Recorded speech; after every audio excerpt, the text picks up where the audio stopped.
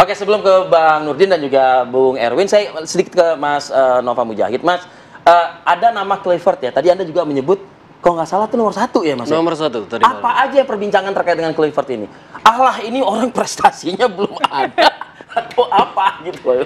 Pertama, yang paling menarik buat saya adalah rumor tentang judi online, judinya itu. Dia punya utang judi rupanya, Kluivert ini. Makanya di BU gitu? Nggak tahu saya. Luar biasa, apa hubungannya sampai mengulik dengan sejauh sepak itu bola ya. gitu ya. tapi disampaikan begitu. Lalu yang kedua tentang orang ini bisa nggak nanti menggantikan ST-nya? Okay. Karena kalau dilihat CV-nya, kalau dilihat ini rekam jejaknya belum banyak dia melatih kayak gitu, lebih banyak dia jadi asisten pelatih. Lalu yang ketiga, prestasinya ketika main sepak bola, memang oke. Tapi juga bukan orang yang paling baik juga ketika di Barca, ketika di tempat lain juga bukan orang yang dia bisa bagus main, tetapi kayaknya tidak terlalu banyak penghargaan secara pribadi yang dia terima juga kayak gitu.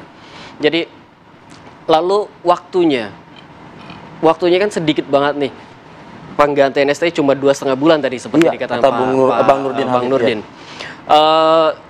Sanggup nggak dia masuk ke timnas Indonesia dan mendorong prestasi yang sudah dicapai oleh ST ini menjadi lebih baik lagi? Itu pertanyaan netizen tuh ya? Itu pertanyaan besar itu. Itu pertanyaan netizen. Tapi apa jawaban juga dari netizen? Ketidakyakinan kah? Atau wah ini keputusan yang salah kah? Atau apalah begitu ya? Pro kontra sih ya. Pro kontra. Kalau yang optimis ya tetap saja mereka bilang setidaknya STY keluar dulu sehingga pemain-pemain yang sudah ada ini bisa lebih dimanfaatkan lagi, karena banyak sekali yang kecewa dengan pertandingan belakangan dari STY yang sepertinya kok tidak banyak pemain yang dilibatkan atau bergantung pada pemain-pemain tertentu seperti itu. Lalu juga berharap pemain muda tetap diberi kesempatan oleh Kluivert ini untuk main di dunia internasional, karena itu sudah dibangun oleh STY.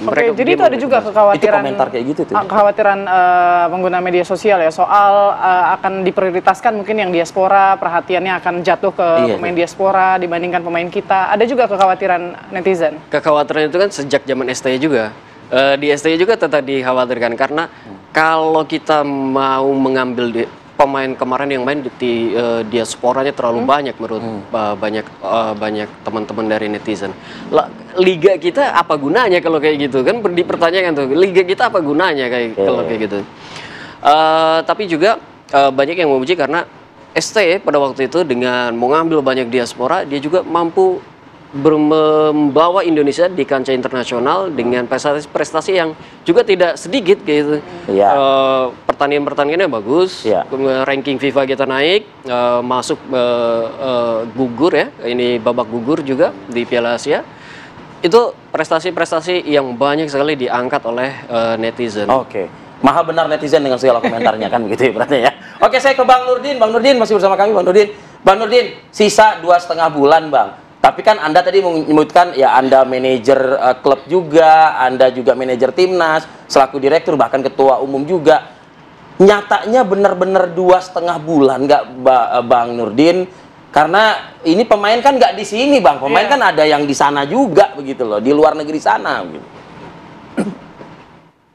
Waktu zaman yang lalu ya, waktu zamannya saya ketua umum maupun sebelum saya, kita terkadang waktu itu melakukan suatu program yang instan. Misalnya kita pernah mengirim pemain ke Eropa, setahun 2 tahun di sana, tapi kemudian gagal juga investasi. Kita mengandalkan Liga Indonesia juga belum memberikan harapan yang seperti diharapkan oleh masyarakat kita, di mana bangsa adalah bangsa bola. Nah, oleh karena itu sebetulnya strategi PSSI sekarang dengan naturalisasi yang ada sekarang itu, dengan mereka bermain di Eropa, itu adalah suatu pilihan yang sangat tepat. Karena mereka bertanding dalam level tinggi. Kalau bertanding di Indonesia itu kita masih di bawah, bukan di bawah standar, tapi kita belum seperti level dunia gitu. Nah, kalau mereka bertanding di Eropa itu kan sudah berada di level yang sangat tinggi. Menurut saya itu sangat tepat. Nah, oleh karena itu pelatih itu hanya dibutuhkan pemahaman tentang kualitas individu, karakter individu. Setelah itu dia meramu taktik dan strateginya, menciptakan kerjasama bagi seorang pelatih yang qualified. Itu tidak lama, seminggu cukup, sebenarnya cukup. Kalau kita lihat ya pemain-pemain dunia ketika prakualifikasi Piala Dunia di negara-negara maju, itu mereka berkumpul cuma 3 hari, 4 hari, paling lama seminggu gitu. Mereka sudah langsung bertanding. Nah kalau kita 2,5 bulan, waktu yang sangat cukup. Itu waktu yang sangat cukup sekali. Nah oleh karena itu maka ketika ada netizen, kita memahami netizen tadi yang disampaikan 50%, saya bisa maklum itu karena tidak terlalu memahami tentang kondisi masa lalu membandingkan sekarang. Saya kasih contoh lagi, waktu kita Piala Asia 2007 tanpa naturalisasi kita bisa 3 terbaik sebetulnya. Hanya waktu itu kenapa kita tidak lolos, karena tidak ada 3 terbaik. Itu kalau sekarang ada 3 terbaik. Tapi prestasinya lebih bagus golnya waktu Piala Asia 2007. Itu perbandingan yang netizen mungkin tidak tahu itu. Yang kedua, memang Sintayong kita tidak bisa pungkiri, tidak bisa menafikan dia ada prestasi. Salah satu prestasinya bisa meyakinkan pengurus PSSI Jawannya Pak Imam Bule, yaitu mengambil naturalisasi dengan pemain yang punya darah Indonesia. Itu prestasi sebetulnya. Tapi kalau dari sisi prestasi pertandingan, coba tunjukkan kepada saya siapa dia, yang mana yang dia berprestasi dalam level tinggi itu atau yang diharapkan oleh bangsa bola. Kita dua cinta belum pernah juara kok di SEA Games, Asian Games, Piala AFF. Justru Indra Sapri dia berprestasi kalau ukurannya menjadikan Indonesia juara itu. Dan mengganti pelatih itu adalah hal yang sangat biasa. Saya kasih contoh tadi, dalam prakualifikasi ini sudah 3 pelatih yang diganti. Arab Saudi, Roberto Mancini. Kurang apa Roberto Mancini ketika dia menangani, tapi belum tentu cocok dia melatih di Arab. Nah sama dengan kita, Sintayong itu bagus, tapi bagusnya kalau di Korea. Itu di Indonesia dengan speed and power mungkin tidak cocok. Di Indonesia itu karakteristik pemain kita itu tidak berbeda dengan Brasil itu, main dari kaki ke kaki dengan cepat. Itu saya bisa paham dari sini karena sudah lama juga berkecimpung di bola gitu. Oleh karena itu pilihan ini sangat tepat bagi PSSI. Kalau saya sih, andaikan saya ketua umum waktu kalah lawan China sudah langsung saya ganti itu. Ini menurut saya sudah terlambat malah. Pak Nurdin, saya ke Bung Erwin terakhir. Bung Erwin, ini kalau tadi kan disampaikan ya, palingnya seminggu maksimal cukup lah untuk bertemu dengan pelatih. Tapi kalau kita bandingin dengan STY, mungkin yang sudah paham, sudah kenal skill, kemampuan, kepribadian dari masing-masing pemain. Nah ini cukup nggak waktunya buat pelatih baru nanti dalam waktu yang mungkin maksimal seminggu misalnya? Faktanya nggak sampai seminggu. Belakangan ini ya, mungkin kalau di masa lalu bisa pemain timnas liganya diliburin gitu ya. Pemain timnasnya kan pemain yang dari klub Indonesia semua di masa lalu, nggak ada diaspora kan. Bisa liganya diliburin, TC seminggu 2 minggu atau bahkan sebulan gitu, atau dikirim kemana gitu. Sekarang nggak akan bisa seperti itu karena pemain itu punya klub itu berkompetisi ya. Jadi ada yang namanya FIFA Match Day, entah itu pertandingan uji coba atau pertandingan resmi seperti kualifikasi Piala Dunia nanti bulan Maret ya. Jadi nggak mungkin pemain itu kumpul dalam waktu seminggu, ya. 5 hari, 4 hari itu udah maksimal. Kita nanti waktu pertandingan lawan Australia, sangat mungkin pemain yang dari Eropa langsung ke Australia. Kumpul 3 hari, 4 hari itu sangat maksimal. Jadi seminggu yang tadi Anda bilang tuh nggak akan juga penuh seminggu begitu ya? Nggak akan gitu. Dan itu yang dimiliki oleh pelatih baru nanti, entah siapapun itu. Kalau sekarang namanya kan Patrick Kluivert.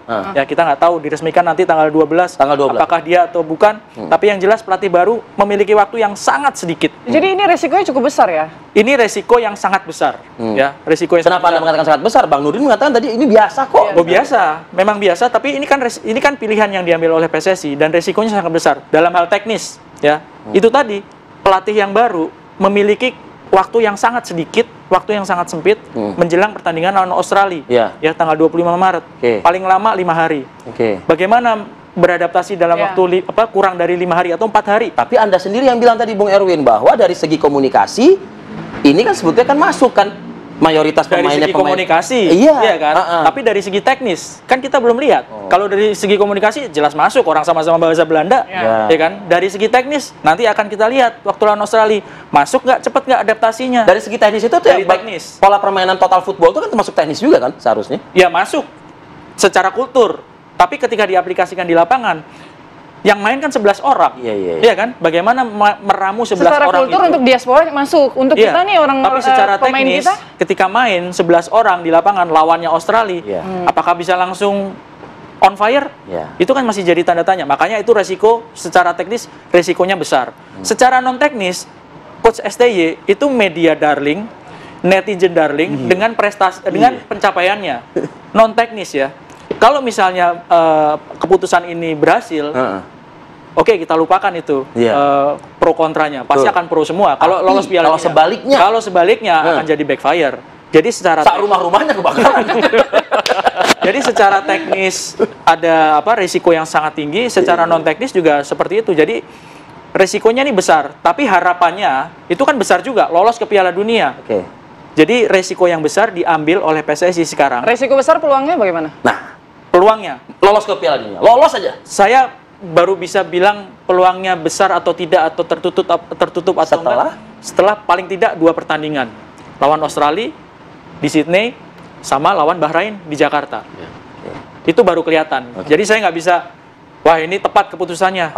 Ini nggak tepat keputusannya. Karena kita harus menganalisa, harus lihat dulu. Tapi sekarang kondisinya seperti itu. Pelatih baru memiliki kekurangan, artinya ketinggalan dibandingkan coach STY dalam hal kenal sama pemain, ya kan, karakter pemain, ya kan, kemampuan teknis individu seperti apa. Nah, itu yang harus dikejar oleh pelatih baru dalam waktu yang sangat singkat. Kalau Bahrain mungkin di atas kertas kita udah menang lah ya. Kan takut katanya main di sini, katanya kan begitu, ya kan. Ini kalau saya nanya ke Mas Nova lagi, tambah panjang lagi nih. Tapi kita tunggulah mungkin ya tanggal 12 nanti. Meskipun seorang Erwin Fitrian saja belum bisa mengatakan pelatihnya Patrick Kluivert gitu ya. Iya, karena kan baru kita 12. Kita nama paling santer dia. Nama paling santer iya gitu. Baik, terima kasih Bung Erwin. Terima kasih Mas Nova Mujahid dan juga Bang Nurdin Halid. Terima kasih Bang. Sehat-sehat untuk Anda Bang. Selamat melanjutkan olahraga paginya lagi ya Bang. Baik, terima kasih. Selamat pagi Bapak-bapak semuanya. Pokoknya intinya kita harapkan ya gimana supaya timnas ini nanti bisa lolos begitu ya. Oh itu udah kebanggaan sudah banget pasti itu. Lah ya. Maksudnya kita kesampingkan lah mau nanti siapa, kalau saya ya pelatihnya siapa dan segala. Yang penting timnas kita lolos nanti di kualifikasi Piala Dunia. Baik, pemirsa, kami hadirkan informasi lain untuk Anda. Tetaplah bersama kami di Apa Kabar Indonesia Pagi.